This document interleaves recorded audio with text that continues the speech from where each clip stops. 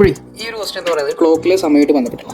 അപ്പോൾ ഈ ഒരു ക്വസ്റ്റ്യനിൽ നമുക്കിവിടെ കാണാൻ പറ്റും എന്താണ് മണിക്കൂർ സൂചിയും മിനിറ്റ് സൂചിയും തമ്മിലുള്ള കോണളവ് എത്രയാണെന്ന് ചോദിച്ചത് സമയം 10:30. അപ്പോൾ 10:30 വരുമ്പോൾ നോർമൽ നമ്മൾ കൺസിഡർ ചെയ്യുക ക്ലോക്കിൽ ഈ ഒരു സമയമാണ് അല്ലേ. അപ്പോൾ ഈ ഒരു സമയത്ത് നിന്ന് നമുക്കൊരു മാറ്റം ഇവിടെ വരുന്നത്. ഓക്കെ, 10:30 എന്ന് പറയുമ്പോൾ ആക്ച്വലി മിനിറ്റ് സൂചിനെ സംബന്ധിച്ച് മിനിറ്റ് സൂചി ഇവിടെ ആയിരിക്കും. അവർ സൂചി എന്ന് പറഞ്ഞാൽ ഈ 10 നിന്ന് ഇവിടെ 10 ആണെങ്കിൽ 10 നിന്ന് 11 പോകുന്നു. അതായത് ഈ ഒരു ഡയറക്ഷനിലേക്ക് ആംഗിൾ എന്ത് ചെയ്തിട്ടുണ്ടാവും, വീണ്ടും ഇൻക്രീസ് ചെയ്തിട്ടുണ്ടാവും. അപ്പോൾ ഇവിടെ നമ്മൾ മനസ്സിലാക്കേണ്ടത് ഈ ഓർത്ത് വെക്കേണ്ട ഡാറ്റ എന്ന് പറയുന്നത് അവർ സൂചി മണിക്കൂർ സൂചി 0.5 ഡിഗ്രി അല്ലെങ്കിൽ 1/2 ഡിഗ്രിയാണ് ഒരു മിനിറ്റിൽ സഞ്ചരിക്കുന്നത്.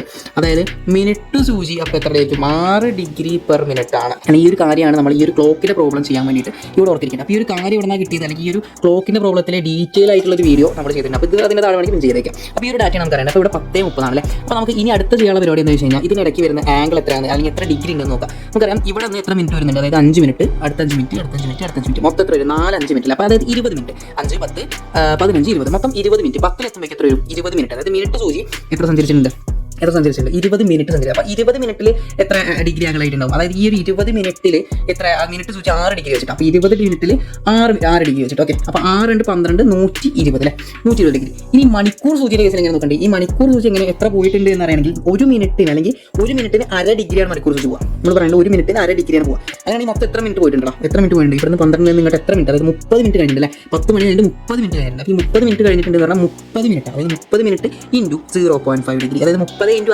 അത്രേ ഉള്ളൂ. അപ്പോൾ ഇത് എത്രയാണ്, അത് 15. അപ്പോൾ 120 ഡിഗ്രി പ്ലസ് 15 ഡിഗ്രി മൊത്തം 135 ഡിഗ്രിയാണ് നമ്മുടെ ആൻസർ വരുന്നത്. 135 ഡിഗ്രി നമുക്ക് ഓപ്ഷൻ സി ആണ് വരുന്നത് കേട്ടോ. 135 ഡിഗ്രിയാണ് അതിൻ്റെ ഇടയ്ക്കുള്ള കോണളവ് എന്ന് പറയുന്നത്. ഓക്കെ.